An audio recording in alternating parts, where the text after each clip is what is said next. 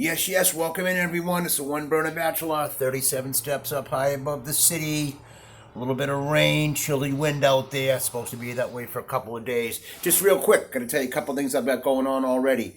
I cooked off some quick cook rotini pasta. There it is right there in our Dutch oven. I couldn't remember the name of that yesterday. That's what it's called. And what I have going on now is some of our buttery spread country premium, just getting soft in the bottom of that Dutch oven. I've got fresh garlic cloves here. Garlic clove. Look how cool that thing is when that grows and how it comes.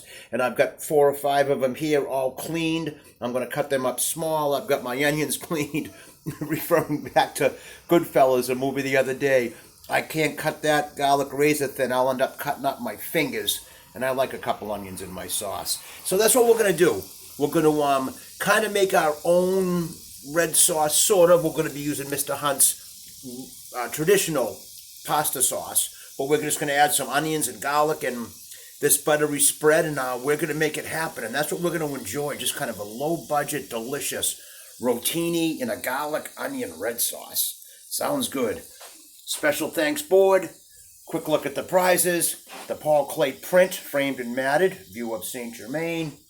The earbuds with the Rush Nichols Nothing But Greatness CD. Look at this gift bag I found that the great nieces made for me a couple of years ago. Things little kids like. Love and lunch. Boy, that fits right here in the One Burner Bachelor. Suzanne and Addie, you're awesome. And Maisie, her birthday's the 13th coming up. She'll be 1. I can remember years and years and years ago when Suzanne and Addie were babies, and Suzanne let me know that she was 1 and Addie was 0. So I guess if I ask them today, Maisie's still 0, but she'll be 1 in a couple of days. And the collection of the 52 bottle caps that make a full deck of cards, going with that gift certificate from Super Liquors, and the 2 haircuts from Logan Square Barbershop.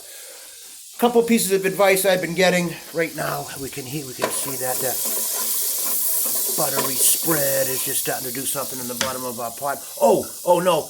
Okay, cooking pasta. This is something that seems simple, but it's very important. It's just kind of the things I do, and there's a couple of fun things here.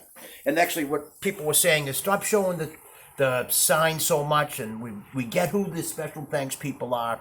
Show outside more, especially my friend Lowell, 26 years later that I talked to out near Burbank, California. He's like, dude, it's so hot out here. Anytime it's raining, just show outside while you're talking. So, okay. Hi, Lowell. So anyhow, cooking pasta, boiling pasta. All right. Yes. Put your water in the pot. Squeeze some oil in there. I like putting in some butter or some margarine or some kind of spread so I can actually watch it begin to melt and start to do its thing. Do I think salt is a good idea? I do. Not to help get your water boiling, but to flavor your water when it's boiling. And here's my take on that. Check your old pots. Your mums, your grandmums, the ones she cooked the pasta in, or the pasta sauce, or however she did it.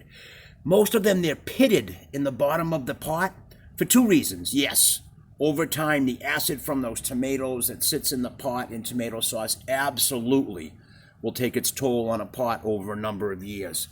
But also, if your water is still cold, you first put your water in the pot, you just turn it on, it's going to boil, and you put your oil in the pot, and you put your salt in, that salt sinks right to the bottom of your pot. And it sits there until the water starts to rumble a little bit to start to kick that salt off the bottom of your pot. So the whole time it's sitting there, it's eating away at your pot. So what I like to do is I make sure that first load of butter has started to melt and the water's just getting ready to rumble, boil, and then I add my salt. And then once it's been rumbling for a bit, then I add 1 more chunk of my butter or margarine just to let that go, and then my pasta. In this case, today, the quick rotini.